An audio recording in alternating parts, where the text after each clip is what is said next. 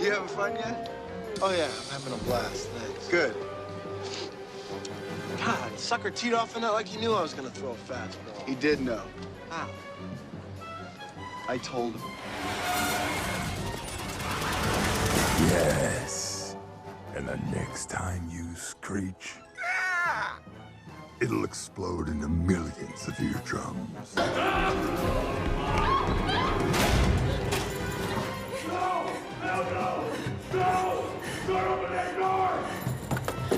Just so you understand, right now, out there on your own, your life expectancy is like here. With me, it's here. Without me, here. With me, without me. With me, without me. Just however many times it takes, pump it, then you're in the water and off you go.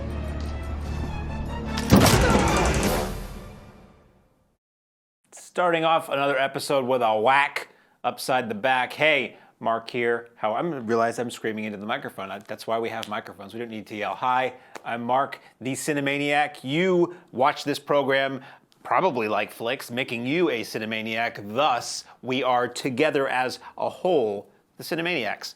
So the title still makes sense, even though there's one doofus sitting here. So, not too many films to talk about this week, but I'll try to talk longer and with more exuberance, exponentially, and effervescence, if I can muster that, about the films in question. Really only one I saw in the theater this week, but it's a biggie, and it's a significant film. Usually there are multiple films that come out each week, and in fact there was last week. I just chose to see only one. Here we go. Pause. Paul Harvey style. We have all the time in the world. We've got like an hour to talk about 8 movies. So we have the newest film from Martin Scorsese. This is interesting. This is a Netflix film. We're seeing more and more of this. And if you'll notice, most of the films I've been talking about lately are films that are Netflix-produced films, but they're good enough to get a theatrical release. Between you and me, the reason they're getting a theatrical release isn't because of their quality so much as it allows them to qualify for Oscar consideration. So, and honestly, some of the films I've been seeing Netflix putting into theaters, they're kind of worthy of that. This, I think, being one of them. We have the tale of a man who was an Irish man, don't roll it yet, who was, I didn't say the title, I said 2 separate words. He was an Irish man who found himself in the mafia, on the fringes of the mob, and ultimately within the confines and confidence of Mr. Jimmy Hoffa. And this is the tale of a man who works his way up to a quite unenviable position as the Irishman. Very nice.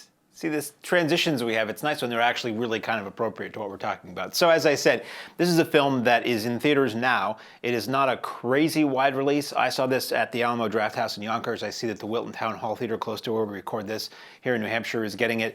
I think it will be here and there, much like The Dolomite Is My Name, which is a great movie you should see.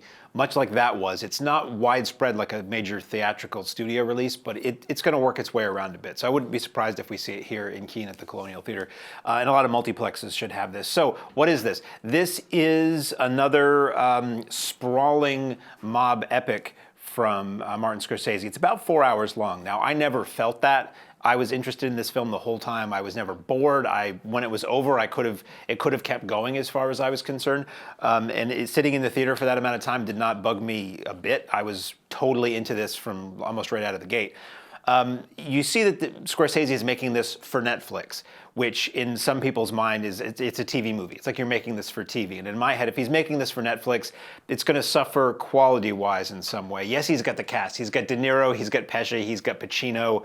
I didn't know too much going into this movie. I think I'd seen that trailer, but I'd forgotten it. So when Pacino just shows up as Jimmy Hoffa, I didn't remember what the story was about either. I was like, okay, so the caliber of this, cast-wise of this film is pretty stellar. It's like a regular Scorsese movie. And then you wonder, well, is the quality going to be, is it going to look cheaper? Is it going to seem much more small in tone because he's got less money to work with? And the answer is no. I mean, this looked pretty damn good for a theatrical feature film in 2019 to me. It didn't feel cheap or half-assed or like he took a lot of shortcuts on this.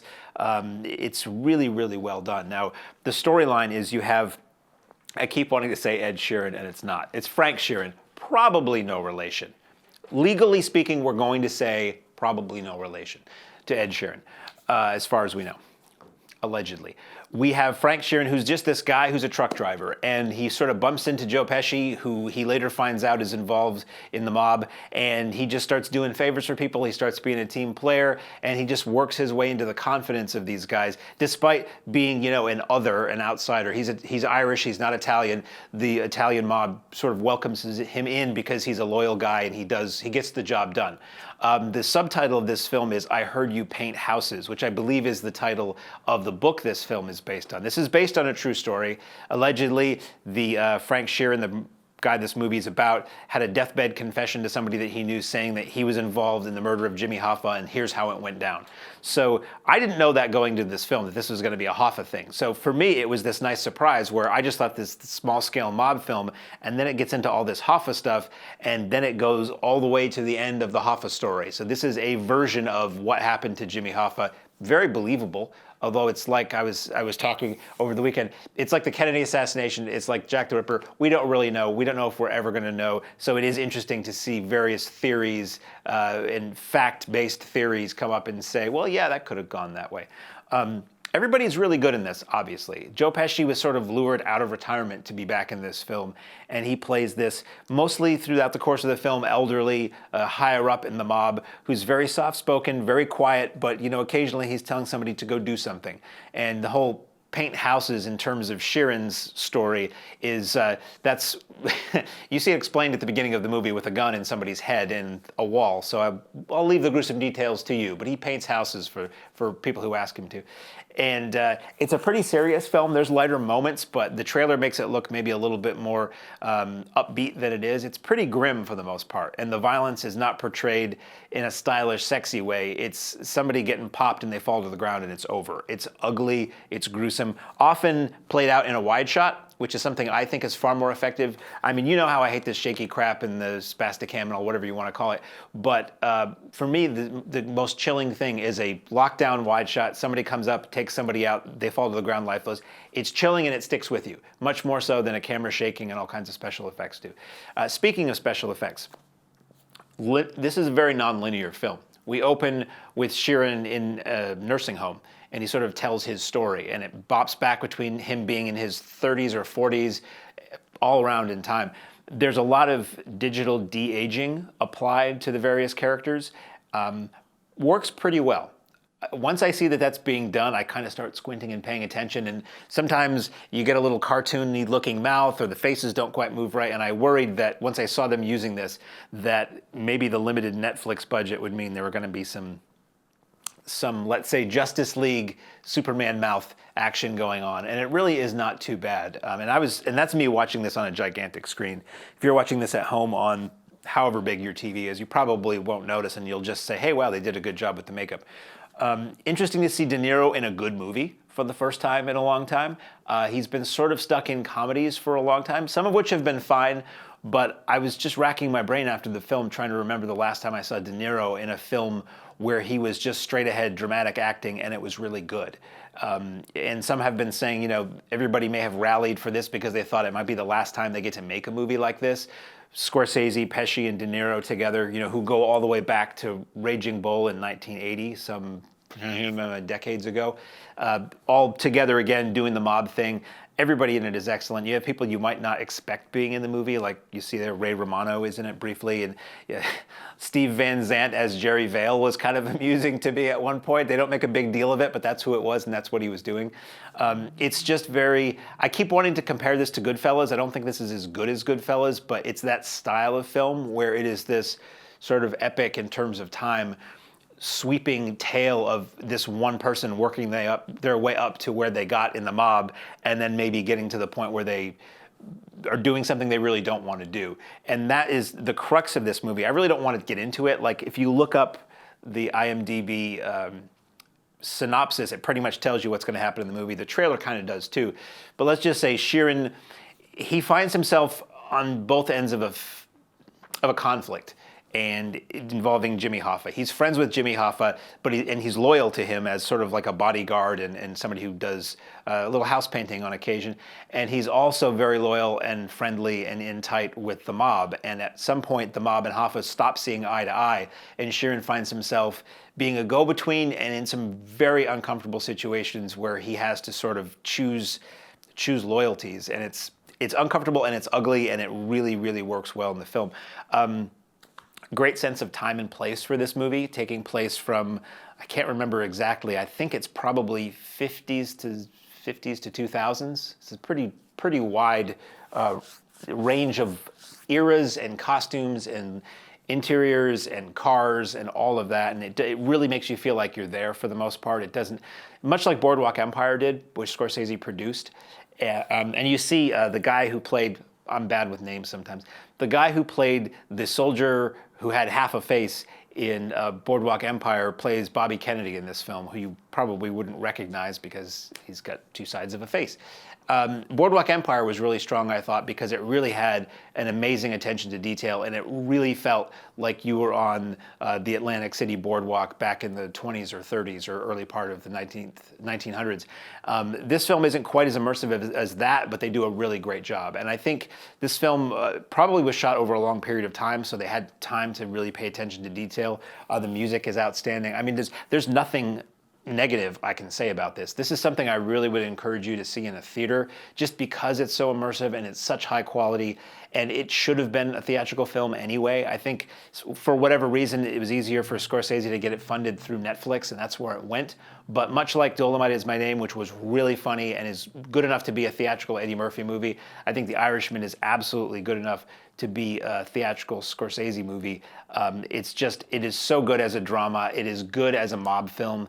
It is good as just a period piece. It's just really good. I would really heartily recommend this. I don't know how long they're planning for a theatrical release. I know it hits Netflix either this or next week. They usually give it a little bit of a window in the theaters, and then it goes on Netflix. So if you can't get to a theater, if it's not showing near you, if you don't want to leave the house, you're going to be able to hit a button and watch it. But I definitely would recommend watching this. This is, I only could see one movie this weekend, and I think I chose really well. Ford versus Ferrari looks really good too. I really want to see that. And there are a few other things that I may try to play catch up on this week and have a bit more robust show next week. But I don't feel like I missed out on seeing nothing other than The Irishman as far as a new release goes this weekend, because it was just that good.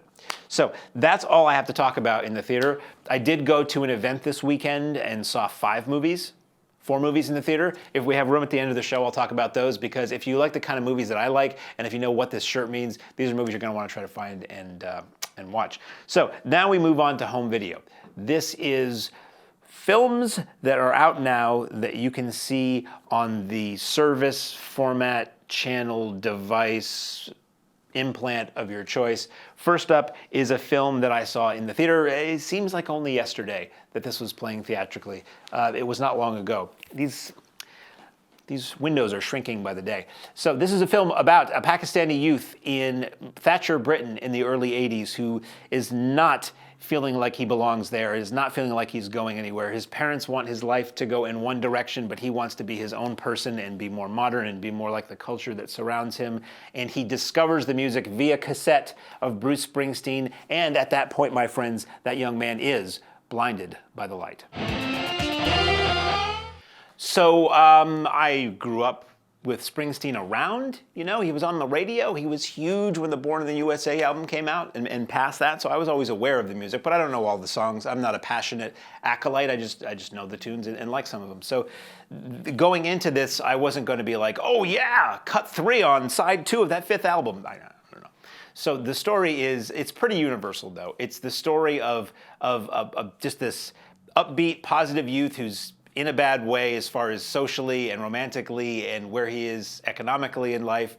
It's a time in Thatcher's Britain where, the Pakistani people were getting, beat on and shunned by skinheads and those sort of groups, which is sadly something that happened before that and will probably keep happening. But so he's dealing with all kinds of stuff, and he just doesn't feel comfortable in his own skin until the music of Springsteen comes into his life, and he just finds truth and poetry and magic and inspiration in the lyrics, and those inspire him to write poetry and to go after the girl and to just try to bust out of this one-horse town, much like the Springsteen songs. He seeks inspiration in these tales of somebody trying to break out of the world they were born in to get to the world that they were meant to be in. So that's what this story is. It's actually written and directed by the guy who is the subject of the movie. So it's a narrative, fictionalized somewhat version of this man's story, but this was a real guy who lived this in England at that point, and then I'm not going to give away where he went in life, but ultimately, let's say he became a film director and he wrote and shot a movie about his youth. So that's what this is.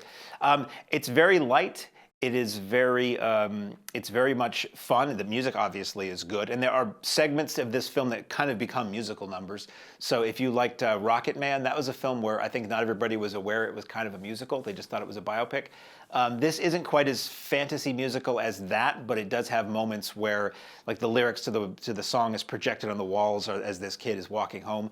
I think even though it is about a Pakistani kid in London or in England in the early 80s, the themes are pretty universal for anybody who ever felt like they needed to get the heck out of where they were desperately, or anybody who ever had music sort of speak to them and inspire them and found, some kind of spark in the lyrics that made you want to be something other than you currently were. So I think Blinded by the Light is quite good. It's obviously better if you're a Springsteen fan, but if you're not, it's just fun and light and positive, and you may find yourself a little misty at the end. I thought it was good. So speaking of films about youth who want to bust out and be inspired and inspiring and do things and solve riddles of sphinxes and not die horribly drowning in quicksand, we have a film based on a Nickelodeon kids cartoon of the 90s, 2000s? I don't know, I didn't watch it. And it's about a young girl who wants to go out into the world and use her intellect and cunning and spunk to go and find what happened to her parents who disappeared deep in the heart of the jungle. This is Dora the Explorer and the Lost City of Gold. I talk about on this program how certain films I go to see them for you. Maybe I go to see them to tell you shouldn't go see them, or you don't have to see them, or to know what they are. And sometimes I go just because it's on the list and I'm trying to see everything, and I don't really want to see it, and I have no interest in it. And the idea of sitting in front of this thing for 80 to 90 to, more often than not, 165 minutes just makes me not thrilled. But I go anyway, because I want to have an informed opinion on everything, or a deformed opinion on everything, and I want to be able to talk about it. So that's why I went to see Dora and the Lost City of Gold, because I don't care about 90s Nickelodeon anything. And I certainly don't want to see more and more films based on cartoons that I don't want to see. Now, I say Nickelodeon. Maybe it wasn't Nickelodeon. Was it PBS? I don't know. It was a kid's cartoon at a point where I wasn't watching cartoons anymore. And I'm sitting here going, oh God, here's another one. And a few minutes in, I smiled. And then a few more minutes in, I laughed and I snickered, and I kind of settled in and I said, okay, this is actually going to be fun. It looked bad from the trailers to me. I really enjoyed the Dora movie. It was, she's a really cute character. She's really positive and upbeat to the degree where other characters comment on it and are like, cool your jets a little there, Dora.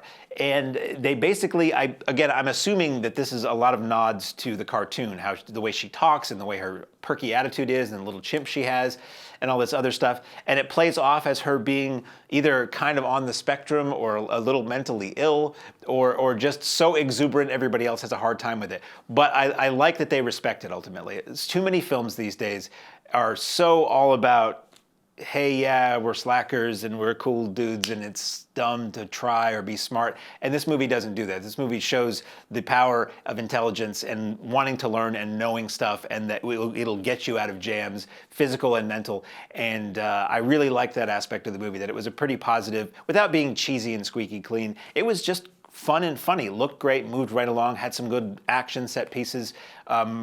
Again, probably my positive reaction to this, the degree that it is that I was so expecting this to be something that was really a chore to sit through, so my standards were a lot lower, but I really had a good time with this. I'd be curious to hear from anybody who watched the Dora cartoon as a kid to see how this compares to that, because a lot of times I'll see something, take the Starsky and Hutch movie.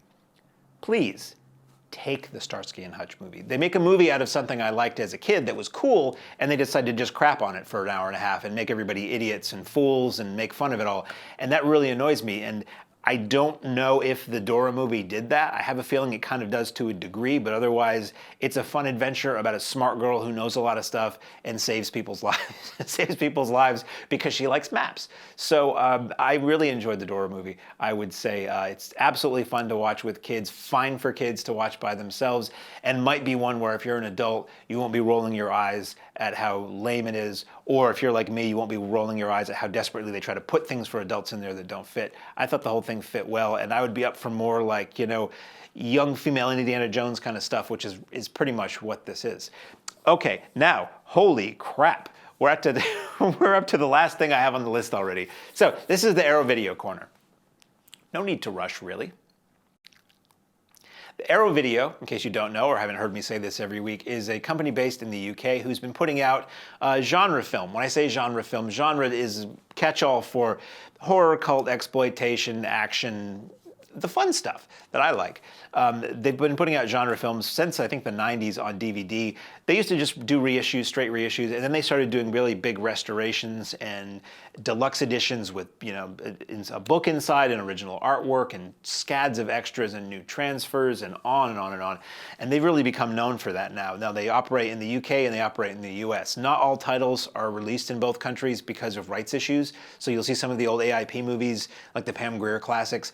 Arrow UK has those out in very deluxe editions. Here somebody else owns those and they put them out in a bit more bare bones editions. So if you really want to get the deluxe versions, you need an all region or a zone-free, code-free Blu-ray player, which you can buy online. And then you can play anything from anywhere in the world. Otherwise, you're just stuck with the American versions. Occasionally Arrow will put out something in the UK that is zone-free, code-free. Not too often, but I've got a couple things like that. At any rate, we're not talking about that stuff. We're talking about what they put out in the US. Here is a new release. Maybe we'll go over here. We got two cameras. Let's use them. How are you? That's the background over there. Arrow is putting out a set, has put out a set because I'm behind. You can go buy this right now. You could actually stop this recording. You could stop what I'm saying right now and go out and buy it and then watch it and then come back and hear me talk about it because it's already out. This is a set of the classic 90s, 2000s Japanese films about that videotape that, hey, I hear there's this creepy videotape. Let's watch it. Wow, that's weird. That didn't make any sense. Oh, wait, hold on. I'm going to go get the phone. What? I'm going to die in 7 days? Yup. It's the Ring collection. So you've just seen clips of the Ring tape, so your phone should be ringing any minute now. There's a way you can avoid being killed, but I'm going to tell you at the end of the show. We have a nice set here, very nice set. So you had the Ring. The Ring came out in the late 90s, and it was, I think, if I'm recalling now, it was intended to be straight to video in Japan. This could all be bogus information, just so you know. But there is a film called The Ring. And it got a theatrical release, and it became this phenomenon. And it was the kind of movie that I first saw this.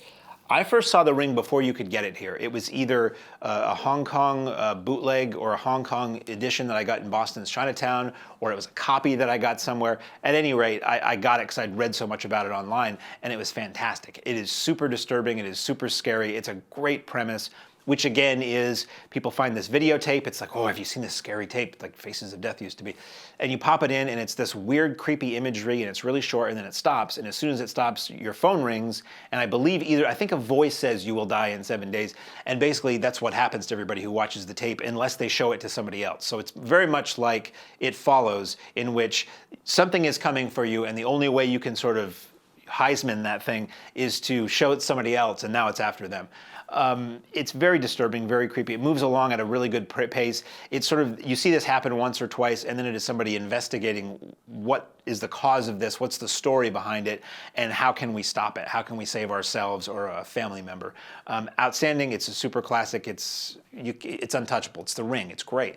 It was remade with Naomi Watts, and Gore Verbinski directed that for the US English language version, which I thought was a really good movie too. That was really well done. I never saw the follow-up, but the original is quite good. So what we have here in this set is we have we have all of the first run of Japanese Ring films. So you have The Ring, you have Ring 2 from the same director, you have one called Spiral. Now, I didn't have time to watch the extras, which are voluminous. This is a 2-disc set, and no, it's a 3-disc set. And throughout those discs, there are at least one commentary on every movie and at least 3 or 4 or more featurettes and extras and behind the scenes and making of and all that kind of stuff for each of these films. My understanding is that there was this film called Spiral was made as a Ring sequel, and it was not well received, and the makers of The Ring said, forget that movie, we're going to give you a Ring 2, and they made their own Ring 2 to sort of rectify that, which is interesting because you see cast members that are in both of these movies. It's almost like this when the Exorcist 4 came along, and Paul Schrader made a version, and the studio didn't like it, so they hired Rennie Harlan to come in and reshoot most of the movie and create kind of this other thing from Schrader's footage, and you got these two. You take your pick of which Exorcist 4 you want to see. That's sort of what happened with The Ring. Not sharing footage, but you have two different takes on what a second Ring movie could be. And then you have, as a third film, Ring 0, which goes back and prequels this whole thing that sort of tells you how Sadako got the way she was. She's the girl in the well in The Ring, the girl who's causing all this to happen. And sort of how that all becomes to be, and it ends with that, how she got in the well. There was another film called Sadako 3D, or Sadako, that was done. I reviewed it on this show a couple of years ago. That was an updating of The Ring, sort of I hate the word reboot, but that's what it is, a remake of The Ring, or a revival of The Ring, which basically brought it into the modern day. Nobody's handing around VHS tapes anymore. Actually, a lot of people I know are handing around VHS tapes these days, but normal people are not handing around VHS tapes anymore. So the Sadako 3D movie it was a clip online, which totally makes sense. It was a clip that everybody was watching on their phone or seeing on some YouTube kind of thing, and it was the same idea, only it was updated to modern technology, and I thought it worked pretty well for what it was. That's not in this set. So you have Ring, Ring 2, Spiral, and Ring 0. I watched all of the films. I cannot necessarily recap the plot of each of the sequels because I didn't think any of them were very good. You have The Ring 2, which is basically, and again, I'm going to be fuzzy on this, The Ring 2 is sort of like Exorcist 2. Not a good movie, but it has its moments. It's sort of like Exorcist 2, where a child is involved in some way and they're hooked up to electrodes, and we're trying to use technology and science and all kinds of other stuff to try to figure out why this Sadako thing is happening, and contacting her spirit and contacting the spirit of somebody who died in the first movie and trying to keep it from continuing. And I just thought it was kind of a jumbled mess. It was mostly dull to me, and it had a couple moments that were interesting, but I just did not find it compelling at all.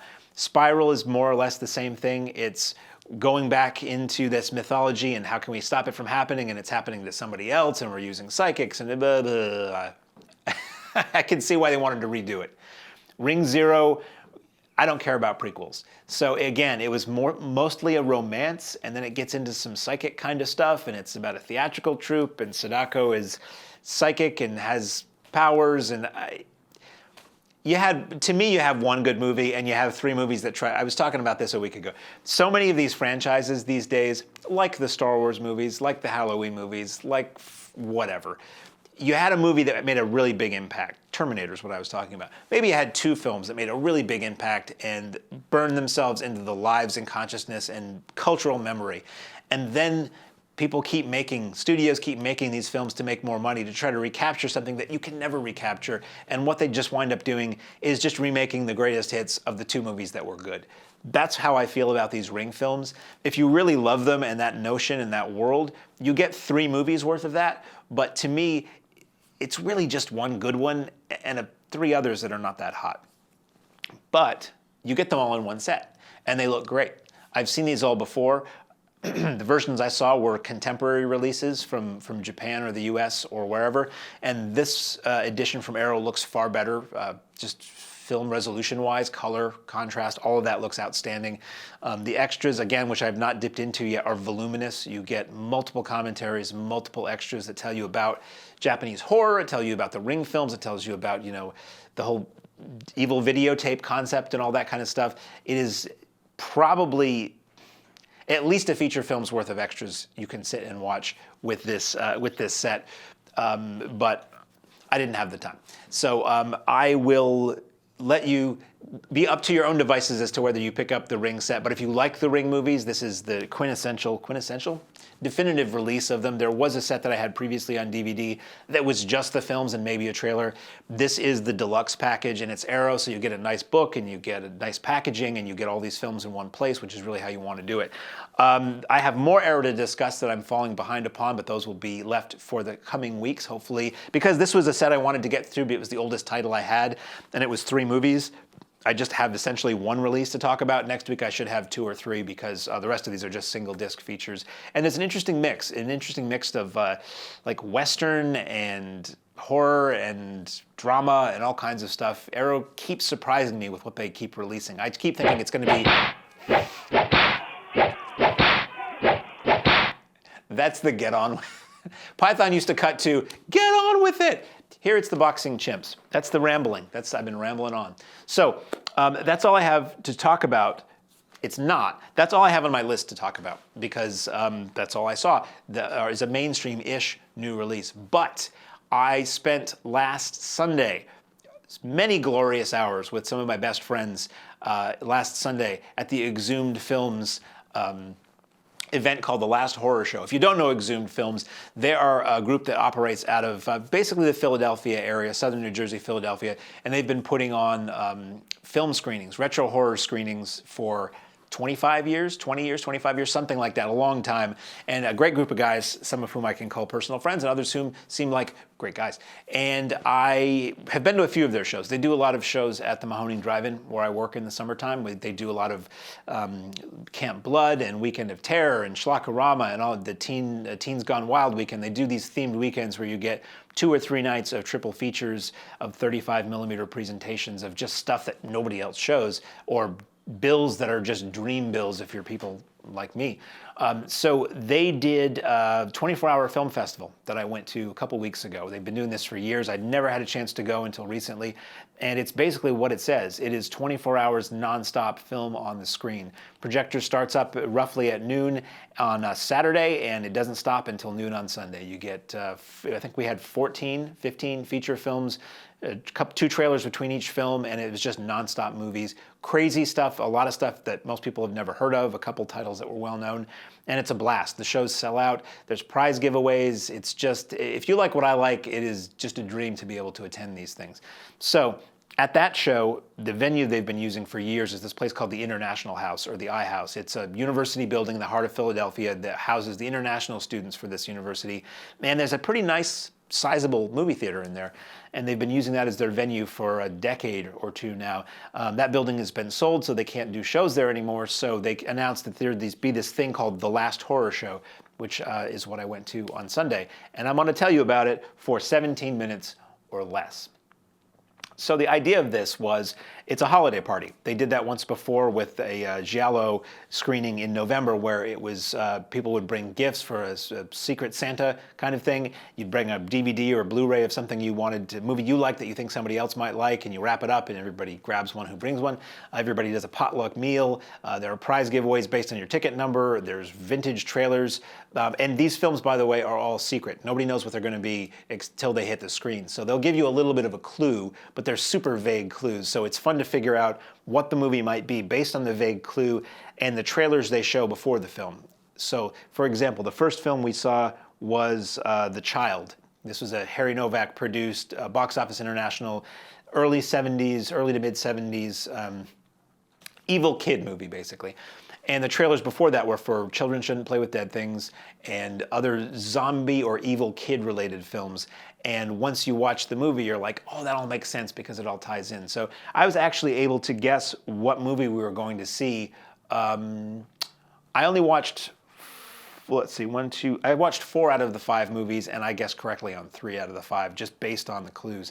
So the first movie was The Child. This is a movie that's out now on Arrow via, I think it's part of one of their American Horror Project box sets. I may be wrong, but I'm pretty sure it's part of that. And it's just this low-budget movie about this woman who comes to this house in the middle of nowhere to take care of this little girl who's just sort of a nasty little girl and maybe murderous, and it's a weird family. And eventually she summons, I guess throughout the film, she summons zombies to kill people she doesn't like. And it's a pretty, I didn't like it. I saw it once before when I reviewed the Arrow Blu-ray, and I think I paid more attention or liked it better that time, because seeing it again, I really didn't like it. It's just really slow and clunky. Most of the dialogue is dubbed after the fact, even though it was shot here. And the performances are not very good. But there is a moment toward the end where the little girl summons a whole mess of zombies to attack these people, and it's pretty creepy. It's pretty well done at that point. It becomes like any Living Dead at the Manchester Morgue or Night of the Living Dead or anything like that. It feels like one of those movies, and it's pretty well done for a little while. So the end of if you can suffer through the first 90 minutes of The Child, that last 3 minutes is really great. So it was The Child. Up after that was... their clue was it's not Creature from the Black Lagoon.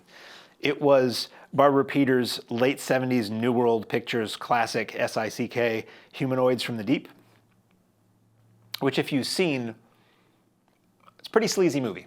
It's about these fishmen who come up out of the ocean somewhere on the California coast, and they want to mate with our women, and it's unpleasant. But it's also a kind of a fun, if you can get over all of the, physical assault, it's a fun throwback 50s monster movie, but done in the 70s. So you have 70s look and music and style with these fishmen kind of gruesomely going at it and tearing people apart and all this other stuff.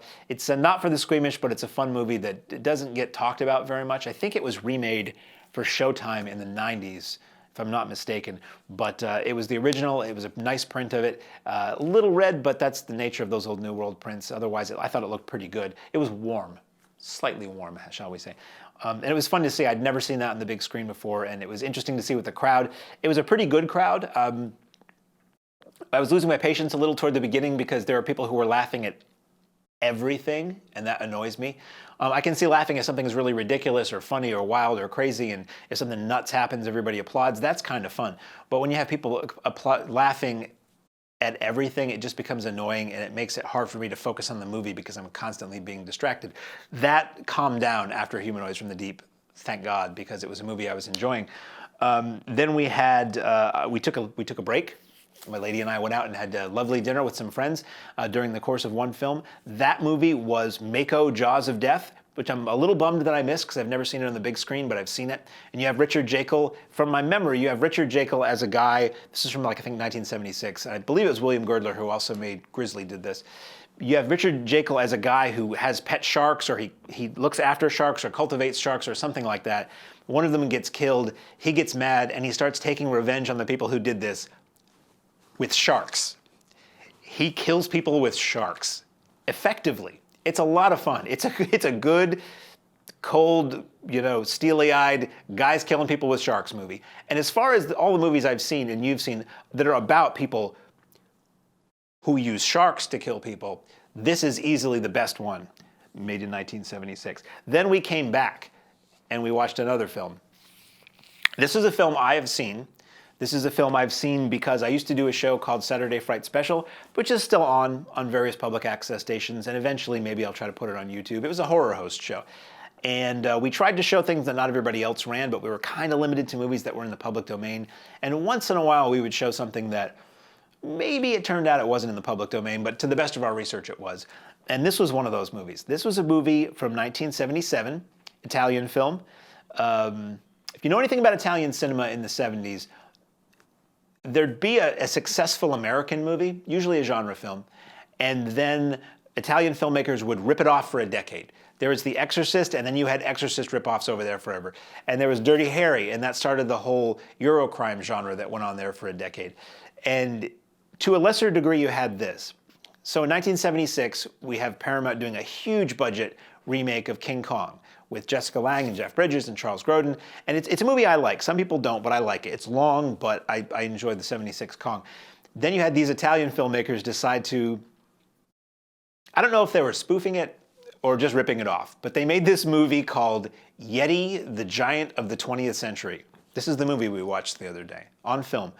And it's this ripoff of the 76 Kong. It's this giant Yeti that is found frozen in a block of ice somewhere in the Arctic, and this guy who owns chains of grocery stores, and he's like a conglomerate who owns all kinds of businesses. He decides to try to make money off this thing, so he thaws it out and he brings it to Canada, to Niagara Falls, to show it off and make money on it and merchandise it. And the Yeti doesn't cotton to that. The Yeti breaks loose, falls in love with a woman for a reason that I'm not going to get into right here, but I don't believe that reason was in the version that I saw, that we showed before. And the theater went nuts when this moment happened. The thing that physically bonded the human lady and the giant Yeti together was ridiculous. So you have this Yeti who's this hairy dude who sort of looks like, on the old show we said he looked like Jeff Lynne from ELO. I think he looked more like Roy Wood from Wizard, but ELO is more accessible to people. And it's just this giant hairy guy who doesn't talk, who runs around and causes destruction, and it's ridiculous. It has this amazing Italo disco soundtrack that everybody had their toe tap into. Great theme song, by the way. Available on CD, I'm told. And it's ridiculous and silly. The version we saw was a 35mm Italian print that apparently was 15 minutes longer than the version that I saw or that you might see on video here. Maybe one day some enterprising company will put out a nice DVD or Blu-ray release of this, utilizing that extra chunk.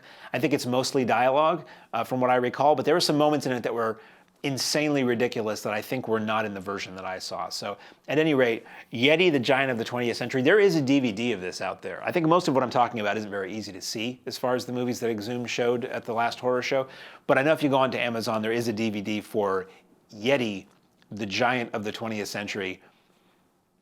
It's really worth seeing.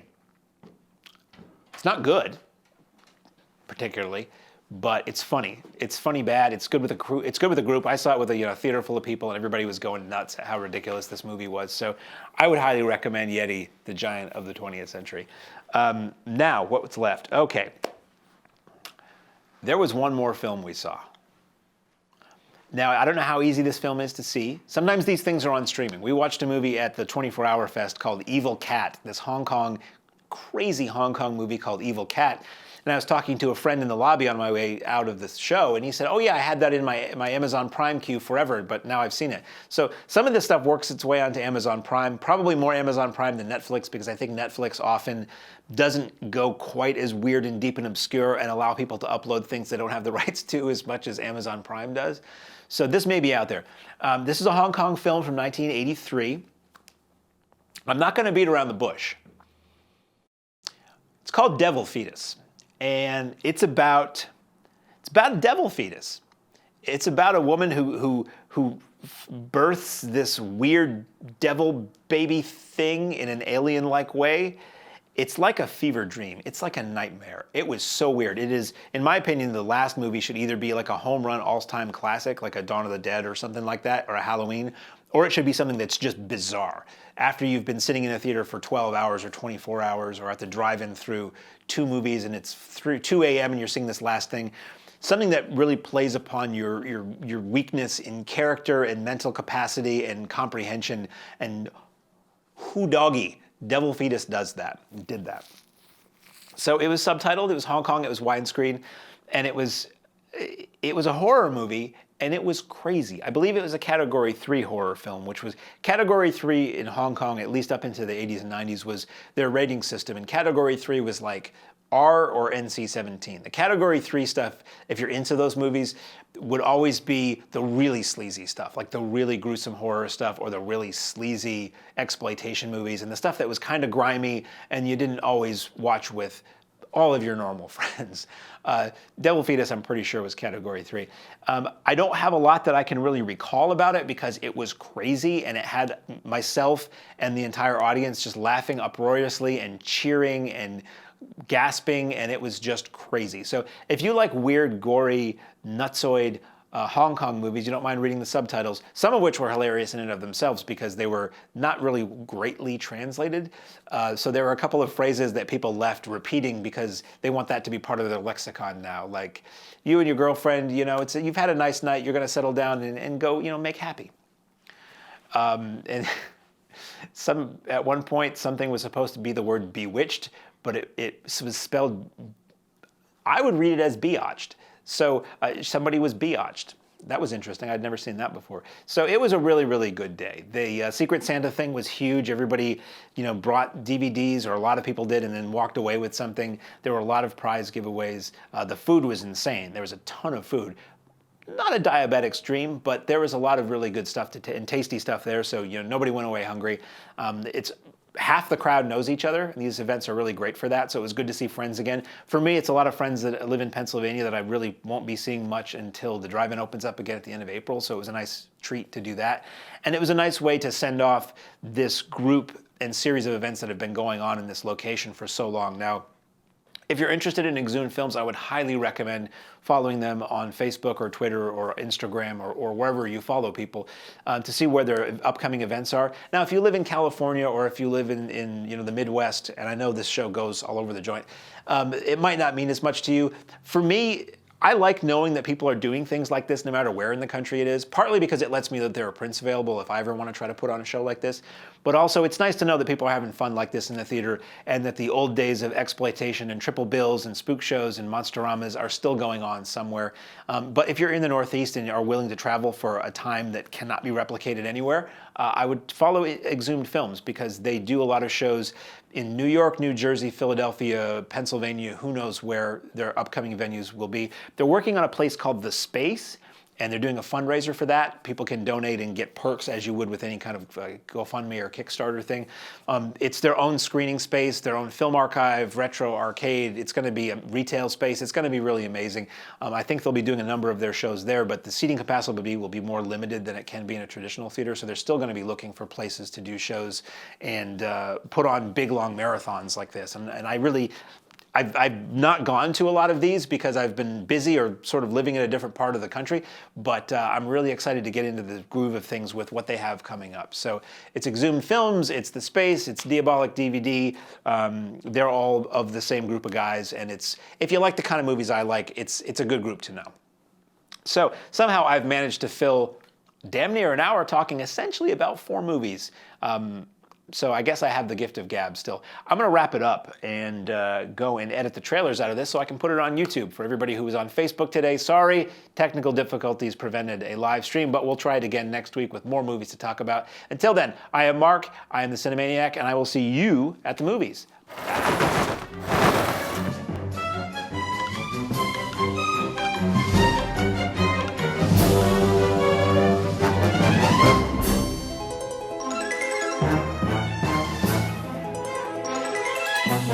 Bye.